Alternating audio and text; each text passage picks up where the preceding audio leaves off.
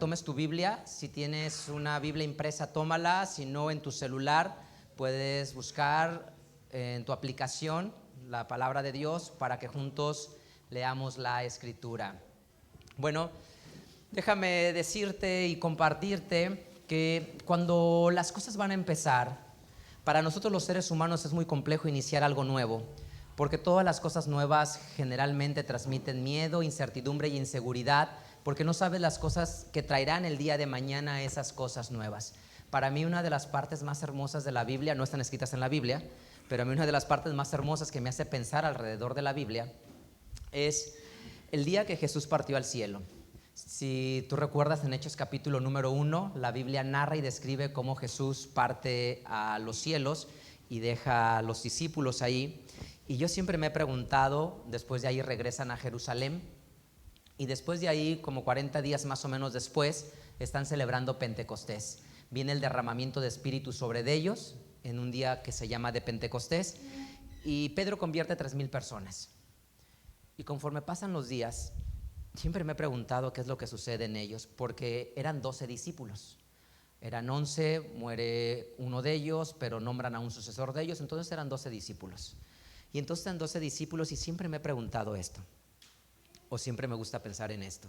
Están los 12 discípulos sentados, viéndose a la cara, y recuerdan las palabras de Jesús antes de partir, que les dijo: vayan a todas las naciones y hagan discípulos, enséñenle todas las cosas que yo les he mandado, y que el mundo conozca de mi nombre, porque no es como ahora. Ahora si pasa algo aquí en la ciudad, en todo el mundo se enteran porque se vuelve viral. En un segundo te vuelves viral y en un segundo todo el mundo sabe todo de ti, ¿no?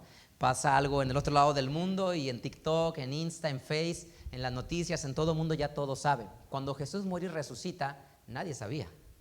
Sabían bien poquitas personas en Jerusalén. Cuando los peregrinos viajan a Jerusalén en Pentecostés, les dicen: ¿qué alboroto pasa en la ciudad? Veo que hay mucho caos aquí en la ciudad, ¿qué sucede? Y les dice: déjame platicarte lo que está sucediendo. Lo que está sucediendo es que hay un hombre que se llamó Jesús, que hizo milagros y maravillas y murió, y nosotros lo vimos que resucitó. Y entonces Jesús les dijo: vayan al mundo y hagan discípulos. Y entonces me gusta pensar en ese momento cuando todos ellos se quedan mirando frente a frente y se dice uno al otro: ¿qué hacemos ahora? Somos un montón en Jerusalén y estamos aquí amontonados. Hay una sola congregación en Jerusalén. Y él dijo: vayan a las naciones y hagan discípulos. Y entonces dice, pues Pedro tiene un liderazgo marcado y claro en la iglesia, Juan tiene un liderazgo marcado en la iglesia, Andrés tiene un liderazgo marcado en la iglesia, Jacobo tiene un liderazgo marcado en la iglesia, y todos los demás se voltean a ver y dicen: pues ellos pueden estar aquí porque pues como que siempre han sido más lidercillos que nosotros, ¿no? Pero todos los demás, ¿qué vamos a hacer? Porque somos muchos y estamos amontonados. Y entonces se me hace muy hermosa la historia de cómo en ese momento deciden separarse y decir: crecí en Galilea, crecí en este lugar, pero hoy me voy para otro lado y para otro rincón. Y alguien decide agarrar sus cosas y viajar a Egipto, al norte de África, y llevar la palabra de Dios. Alguien decide viajar a Babilonia y llevar la palabra de Dios. Y todos deciden irse a distintos lugares a llevar el evangelio, porque lo que les interesaba es que conocieran el evangelio.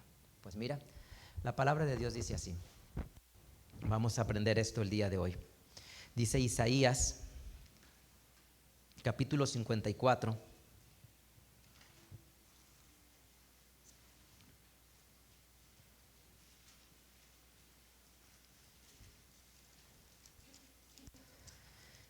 Isaías capítulo 54, versículo 2 al 4. Dice la escritura: ensancha el sitio de tu cabaña y las cortinas de tus tiendas sean extendidas. No seas escasa, alarga tus cuerdas y fortifica tus estacas, porque a la mano derecha y a la mano izquierda has de crecer, y tu descendencia heredará gentes y habitarán las ciudades asoladas. No temas, que no serás avergonzada, y no te avergüences, que no serás afrentada. Antes te olvidarás de la vergüenza de tu mocedad, y de la vergüenza de tu viudez no tendrás más memoria. Entonces, este mensaje que ves aquí es la esencia que tiene el pueblo de la Biblia. Y el pueblo de la Biblia siempre ha pensado de esta manera, que le dice no seas escasa. Imagina que vas a construir una tienda de campaña y le dice alarga tus estacas, porque a mano derecha y mano izquierda has de crecer, es decir, haz grande tu cabaña. Si tu cabaña podría ser de 4x4, hazla de 8x8. Y si podría ser de 8x8, hazla de 20x20. Dice, alarga el sitio de tu cabaña, porque a mano derecha y a mano izquierda has de crecer. Y yo me encargaré de cuidarte y de apoyarte.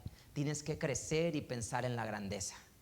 Este pensamiento de la Biblia no es un pensamiento nuevo.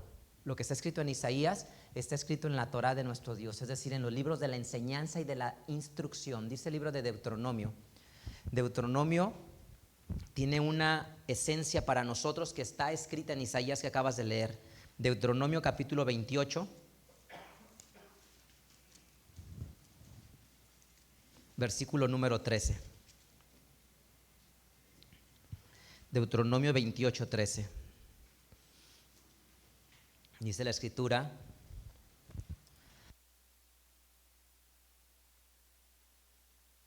y te pondrá el Señor por cabeza y no por cola, y estarás encima solamente y no estarás debajo, cuando obedezcas a los mandamientos del Señor tu Dios que yo te ordeno hoy, para que los guardes y los cumplas. ¿Qué dice la Biblia? Le dice a su pueblo, te pondré por cabeza y no por cola, cuando obedezcas a mi voz y pongas por práctica lo que yo te digo. Y si te fijas, es el mismo pensamiento que está escrito en Isaías. No tengas un pensamiento de escasez, porque a mano derecha y a mano izquierda vas a crecer. Alarga el sitio de tu cabaña, hazla más grande. ¿Por qué te limitas? Tiene que ser grande el sitio de tu cabaña. Si tú traes esto que acabo de leer ahora a Jesús, Jesús es el maestro por excelencia que entendió perfectamente lo que la ley decía y lo pudo traducir a su vida. Es decir, ¿por qué pensar en una comunidad solo en Jerusalén si podemos tener comunidades en todo el mundo? ¿Por qué pensar en una sola comunidad en Jerusalén si podemos llevar el amor y el bienestar a cada rincón del mundo y de la tierra? Por eso les dice claramente, vayan a toda la tierra y hagan discípulos. Porque ¿qué significa convertir un discípulo? Hacer un discípulo es rescatar a una persona del dolor y del sufrimiento, rescatar a una persona de la desesperanza, rescatar a una persona de la amargura, del enojo, del rencor, del rechazo.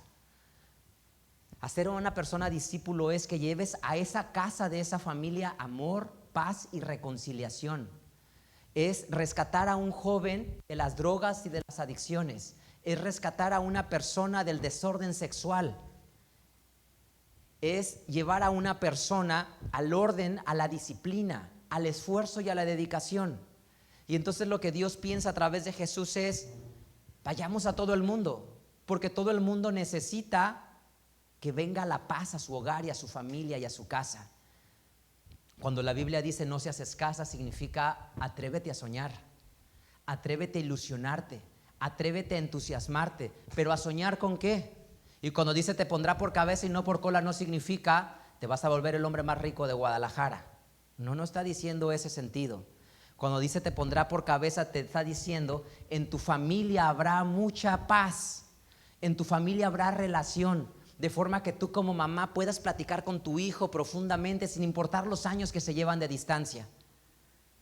Que tú como papá puedas tener una buena conversación con tus hijos sin que termine en descalificaciones, en peleas o en gritos. Y por eso sueña y piensa en cosas hermosas que Dios puede hacer en tu vida. Y por eso Jesús dice, vayan a toda la tierra y hagan discípulos. Ya vieron lo que hice en 3 años y medio. En 3 años y medio levanté muertos, sané enfermos, restauré personas, liberé a personas de su pasado y de sus emociones. Ahora vayan ustedes a toda la tierra y liberen a esas personas. Y Jesús tenía un pensamiento de abundancia y nunca de escasez. Y por eso Jesús, si se acuerdan, en Juan capítulo 17, Jesús cuando ora, le dice, Padre, yo no te pido solamente por estos, sino ¿por quién? Por los que han de creer en tu palabra mañana por la predicación de ellos. ¿Cuál es el camino del discípulo? Piensa en la historia de Daniel, un hombre que estuvo dispuesto a que lo arrojaran al foso de los leones y que los leones lo despedazaran y no le importó. Piensa en Sadrach, Mesach y Abednego, 3 chicos que no les importó que los lanzaran al fuego, al horno de fuego calentado 7 veces. Porque una persona estaría dispuesta a recibir ese sufrimiento y ese sacrificio. O piensen en los primeros cristianos, mártires entre el año 100 y el año 200. Porque una persona de esa época estaría dispuesta a que las mataran, las asesinaran por retener su fe, por no rechazar su fe y su esperanza. Porque una persona se quedaría con esa conducta, porque encontró un camino como discípulo, porque descubrió lo que significaba ser un verdadero discípulo. No te preocupes, no va a pasar en tu tiempo. No en este país, en otros países puede pasar, pero por lo pronto no. En este país no va a pasar de que te persigan por ser cristiano, te condenen, te critiquen. En otros lugares sí pasa todavía hoy, pero en tu mundo no va a pasar. Lo que te quiero decir es, ¿qué significa ser discípulo?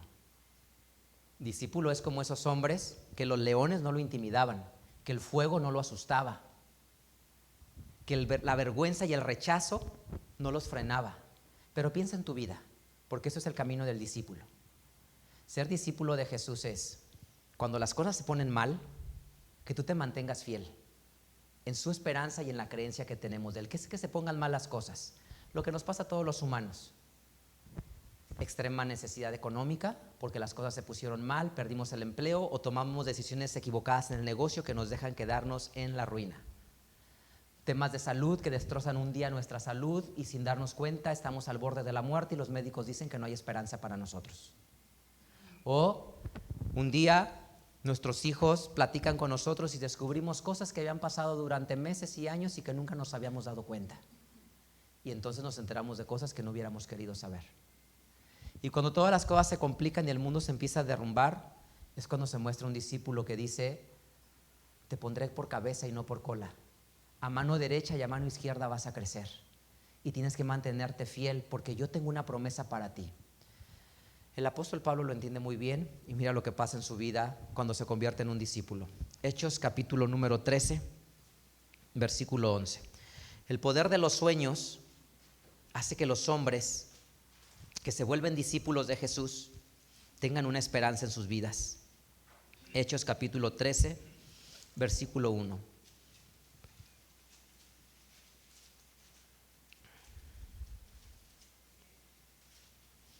Acuérdate que en este tiempo que estamos parados, lo que voy a leer ahora, solo tienes la comunidad de Jerusalén. Y mira lo que van a hacer ellos. Es la congregación de Jerusalén, mira lo que tienes ahora. Hechos capítulo 13, versículo 1. Había entonces en la iglesia que estaba en Antioquía, ¿no? Sí, 13:1. Capítulo 13, versículo 1. ¿Qué dije? Hechos, lo que ustedes digan. Hechos capítulo 13, versículo 1. Dice, había entonces en la iglesia que estaba en Antioquía profetas y doctores. Y miren a quién empieza a citar. Bernabé y Simón, el que se llama Níger, y Lucio Cireneo, y Manaén, que había sido criado con Herodes el tetrarca, y Saulo. Es decir, ¿cuántas personas lees? Saulo de Tarso, Bernabé de Chipre, Lucio de Cirene, Manaén de Roma. ¿Cuántas son? 4, ¿no? Bernabé y Simón, Lucio Cireneo, Manaén y Saulo. 5 personas. Es decir, se juntaron 5 genios. Porque los 5 personajes que lees ahí son personas brillantes, personas extraordinarias, llenas de amor, de bondad, de sueños y de anhelos. ¿Cuál es la fortaleza de la iglesia? Que personas brillantes lleguen a la iglesia. Y a la iglesia no me refiero a nosotros, me refiero a los que han creído en Jesús en la tierra. ¿Cuál es la grandeza de la iglesia? Que gente brillante llega a la iglesia. Es decir, ¿qué es gente brillante? Gente con un gran corazón. Gente con la fortaleza de domar sus impulsos humanos para hacer a un lado el enojo, el rencor, el rechazo, el resentimiento. Y entonces juntas puras personas brillantes. Y gracias a que tienes puras personas brillantes, ¿qué le pasa al evangelio? Se multiplica por todos lados. Porque esas personas no estaban preocupadas por decir, Bernabé sabrá más que yo, ¿Será más popular Simón que yo? ¿Querrá más la iglesia a uno, al otro que a mí? Eso no les importaba, porque su misión no era ser el más popular. Su misión no era que los reconocieran como los más eruditos. Su misión era ser una extensión de Jesús. Nuestra misión es no es volvernos los que más sabemos de la Biblia. Nuestra misión es volvernos los que más sabemos amar. Ese es nuestro propósito y ese es el camino que sigue un discípulo. Y entonces ellos, ¿qué hace que la iglesia crezca? Que se juntan personas talentosas.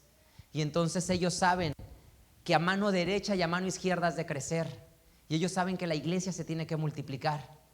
Porque imagínate escuchar a cualquiera de estos hombres, de los que menciona, estas 5 personas que menciona Hechos 13:1 que acabas de leer. Cualquiera de los 5 era apto para hacerlo. Cualquiera de los 5 eran personas extraordinarias. Ese es el camino del discípulo. Tú necesitas convertirte en una de estas 5 personas.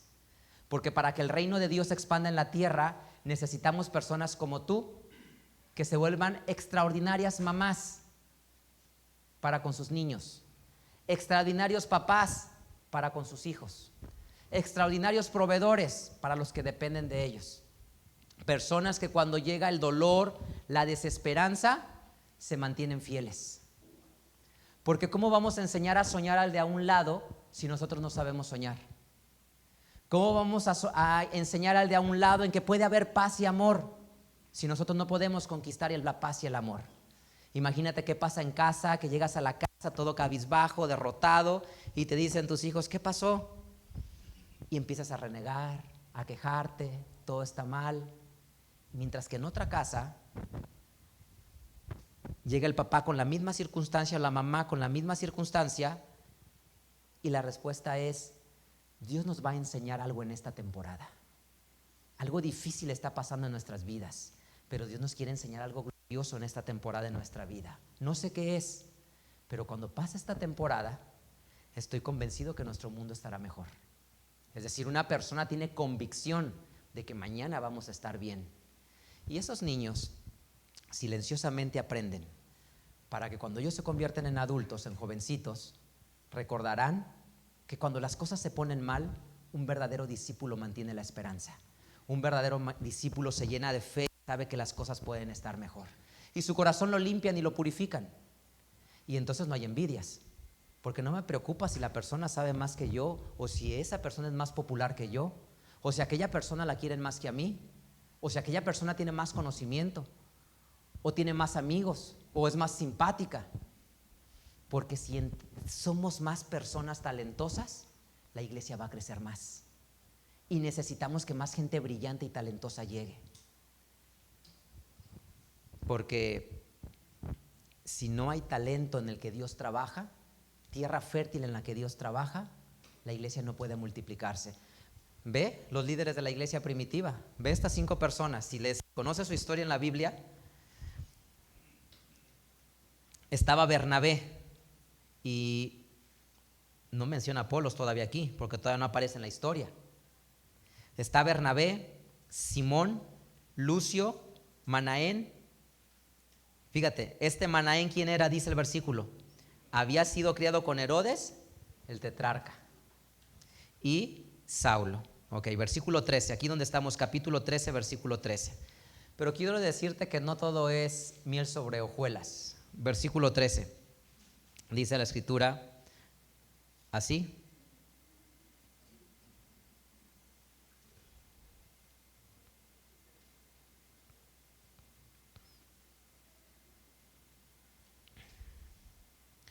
Y partidos de Pafo,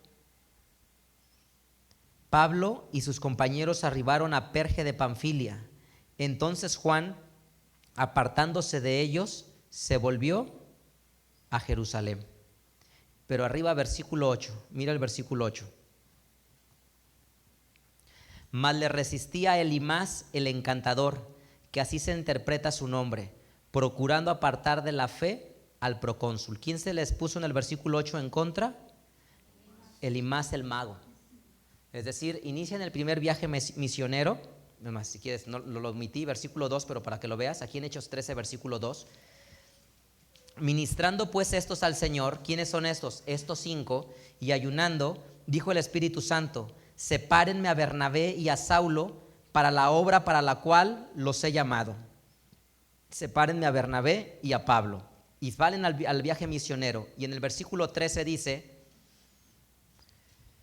versículo 8 dice: mas le resistía Elimás el mago, procurando apartar de la fe al procónsul. Y luego, versículo 13: y partidos de Pafo, Pablo y sus compañeros arribaron a Perge de Panfilia. Entonces Juan, apartándose de ellos, se volvió a Jerusalén. Versículo 50. Me salto hasta el 50. Mas los judíos concitaron mujeres pías y honestas y a los principales de la ciudad, y levantándose persecución contra Pablo y Bernabé, los echaron de sus términos. Y capítulo 14, versículo 5. Y haciendo ímpetu los judíos y los gentiles juntamente con sus príncipes para avergonzarlos y apedrearlos. Versículo 15.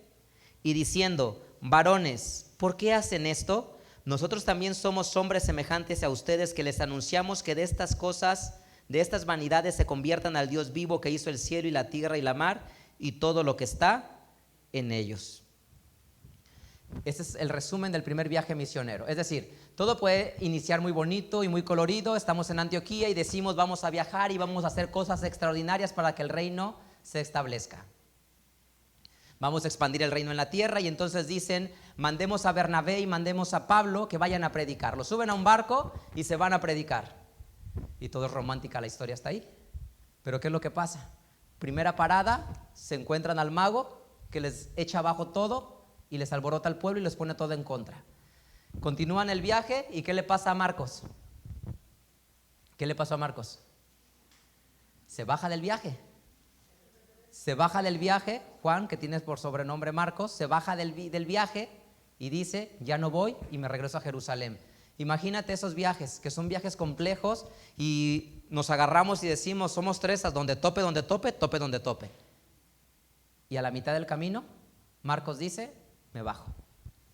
Dice la Biblia que Pablo se enoja con Marcos porque se regresa, que se enoja muy fuerte con él, y se regresa, lo deja solo. Y luego continúan, y los judíos los expulsan de la ciudad. Y luego continúan y tienen otra vez en la siguiente ciudad, los quieren apedrear. Y después de predicar cansadamente, van 4 obstáculos. Cuando parece que han logrado algo, ¿qué hacen las personas de la última ciudad que leyeron? Les quieren rendir culto idolátrico. O sea, predicaron contra la idolatría, y los últimos se les arrodillan a ellos y les quieren sacrificar presente, y le dicen: no, si tenemos un montón de días enseñándoles que no practiquen la idolatría, y nosotros también somos hombres, esto que están haciendo también provoca idolatría. Entonces imagínate, todas las cosas se ponen mal y complicadas. Y así necesitas pensar en tu vida, porque el camino del discípulo tiene que ver con que una persona sepa que va a tener adversidades en su vida, y que a pesar de las adversidades se va a mantener fiel creyendo en Jesús. Se va a mantener fiel amando, teniendo esperanza. Se va a mantener fiel confiando en sus hijos, luchando por ellos, sacándolos adelante, dando lo mejor para que su familia esté bien. Y darlo todo significa nosotros mantener el buen entusiasmo, porque eso es lo que significa. Que yo como papá, como adulto, enseño a mis hijos a tener fe en la adversidad. Yo como papá enseño a mis hijos a no separarme de la mano de Dios, por muy duras que sean las cosas, porque Dios va a obrar a nuestro favor y va a su tiempo a enseñarnos lo que va a bendecirnos en nuestra vida. Y el viaje misionero es un camino de esperanza para la humanidad, porque a donde los discípulos llegaran y personas aceptaran a Jesús, sus mundos iban a cambiar, sus mundos se iban a transformar. Las personas silenciosamente tienen desesperanza. Las personas silenciosamente tienen enojo, tienen resentimiento. Hay personas que a veces son maltratadas y vulneradas y guardan silencio porque piensan que es normal y deben de quedarse callados. No se atreven a contarle a sus papás, porque si le digo a mi papá se va a hacer un problema más grande y mejor me quedo callado. O personas los amenazan y le dicen: si le dices a tu papá, va a pasar esto sobre tu familia y va a haber consecuencias sobre tu familia. y las personas viven asustadas con miedo. Y ese es el poder de la palabra de Dios, que trae esperanza a la humanidad para que la persona sea libre y la persona se atreva a soñar y se atreva a intentar las cosas.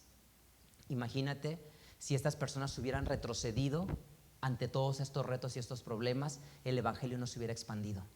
Estas personas siguieron caminando hacia adelante y predicando y predicando y predicando, y las personas aceptaron. Y hoy el evangelio existe en toda la tierra por estas personas que iniciaron ese viaje y nunca dieron un paso para atrás. Inició una nueva esperanza para la humanidad. Trajeron esperanza. Así es tu familia. Tú puedes construir un nuevo mundo y puedes empezar con un nuevo mundo para ti y para los tuyos, con un mundo de esperanza, empezando por ti. Porque para que las cosas sucedan se requiere en cada familia un líder. En cada familia se requiere un líder.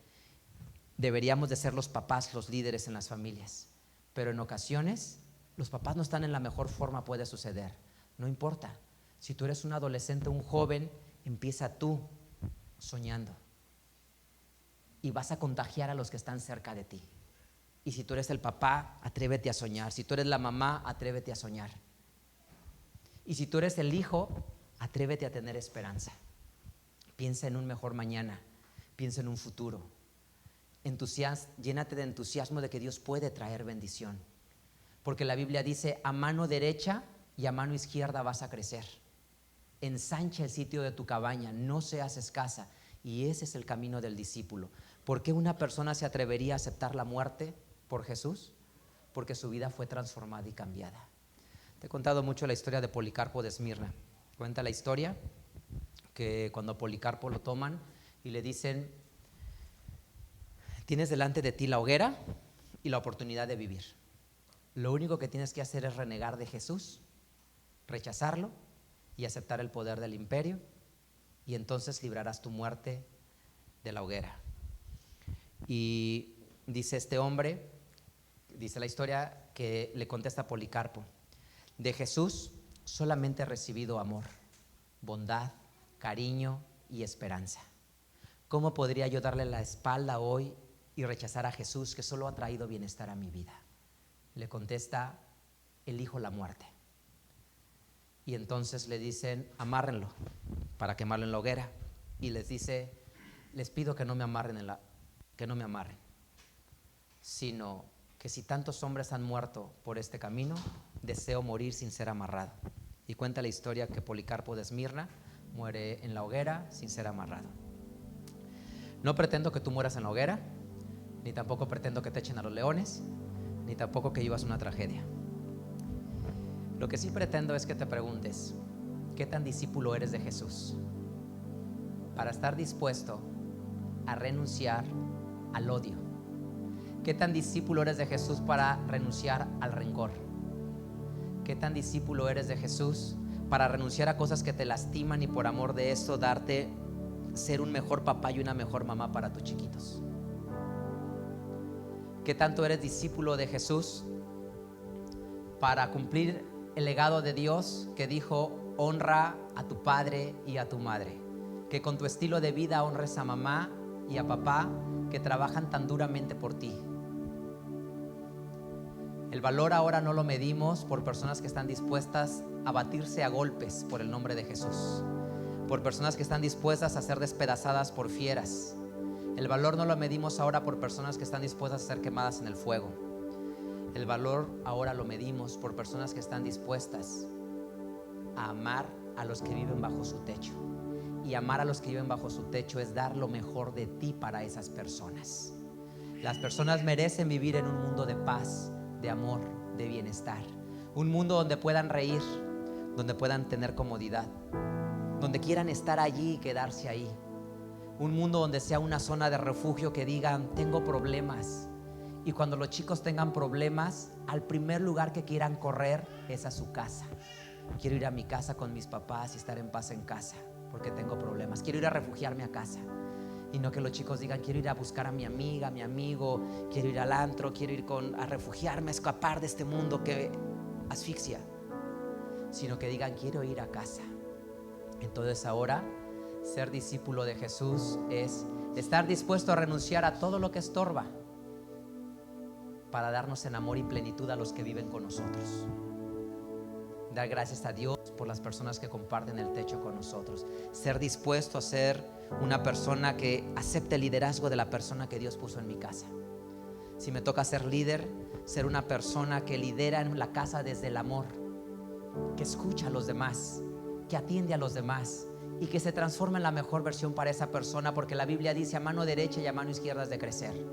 El primer viaje misionero de Pablo enseña que nada se construye si no hay retos que vencer en el camino. Él venció en su viaje 5 cosas: puros genios, puros talentosos, y los mandan a él y a Bernabé. Y en su viaje 5 retos. Primero, el mago se les echa encima. Marcos se baja. Los judíos levantan sedición. En la ciudad del procónsul los expulsa. Y cuando parece que han logrado algo, parece que no les enseñé nada. Regresan a los principios, cosas que había ya enseñado. Pero si lees el siguiente capítulo, te vas a encontrar que gracias a que Pablo no se regresó, en su camino se encontró un hombre que escribiría las páginas de la historia. Gracias a que no se regresa, ya no se rinde, y a pesar de todas las adversidades, Pablo sigue adelante. Y en ese viaje se va a encontrar a un chico que se llama Timoteo. Y en ese viaje encontrará a un chico que se llama Timoteo, y lo verá que es un joven brillante, y lo mandará a llamar para el reino. Y después Timoteo se vuelve un obispo de una de las iglesias más famosas de Asia Menor. Es decir, se vuelve un gran líder de la iglesia. ¿Por qué conocimos a Timoteo y por qué descubrimos a Timoteo? Porque Pablo no renunció, porque Pablo siguió soñando, lo siguió intentando y siguió luchando. Como nunca se rindió, encontró al joven Timoteo, al cual escribe la primera carta a Timoteo y la segunda carta a Timoteo. Gracias a que un hombre soñó y luchó, apareció el joven Timoteo. Y ese viaje valió la pena más allá de las comunidades, porque encontraron a Timoteo en ese viaje. Esto quiero que sepas para tu casa. No importa que las cosas estén muy mal y complicadas, que sea mucho trabajo, que sea muy pesado, nunca te rindas, porque no sabes si en tu casa estás educando al próximo gran genio que traerá bienestar a nuestro mundo y a nuestra tierra. Un hombre, una niña, una mujer que quizá mañana sea una misionera o un misionero, quizás sea un predicador, quizás sea un hombre que descubra una vacuna que nos traiga bienestar, quizás sea una niña que nos gobierne. Nunca sabes a quién estás educando en tu casa. Pablo nunca se rindió y encontró al joven Timoteo. Quiero que tú y yo también encontremos a Timoteo en nuestro camino. Nunca te rindas. Lucha por los que están a tu lado, esfuérzate por ellos, trabaja por ellos, sueña. Es complejo, pero nunca te rindas, porque ellos no se rindieron y creen la promesa de Dios. A mano derecha y a mano izquierda vas a crecer.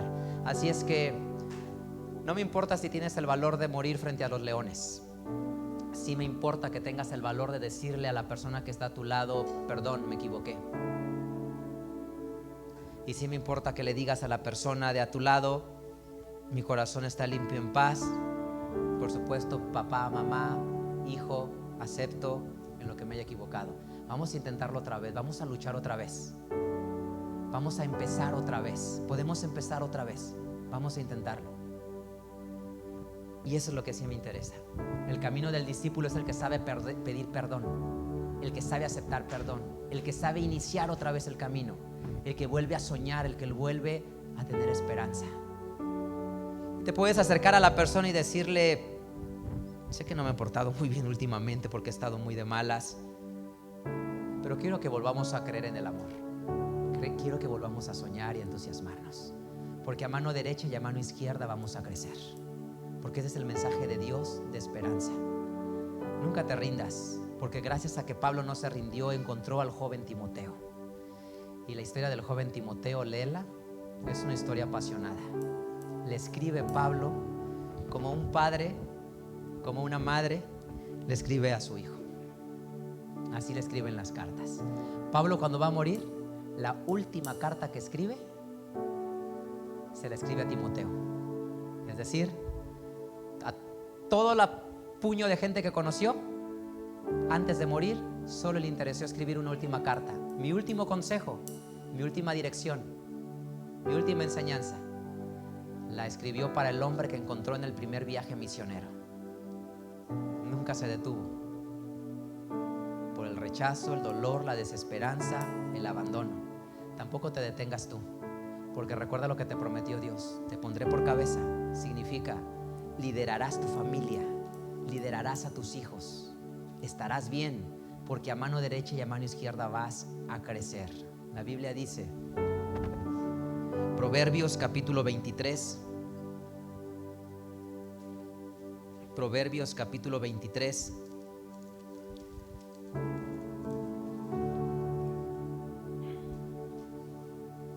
versículo 18.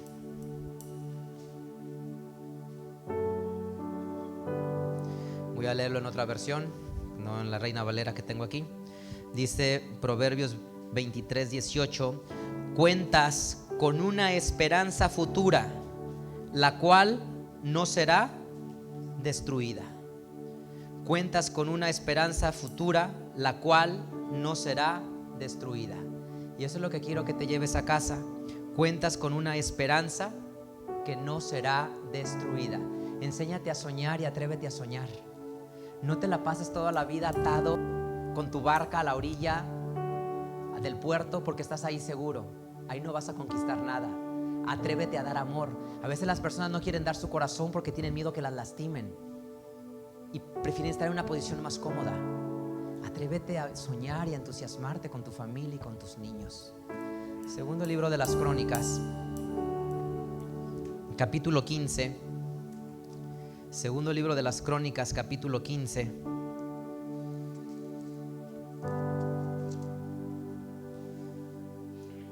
Versículo 7.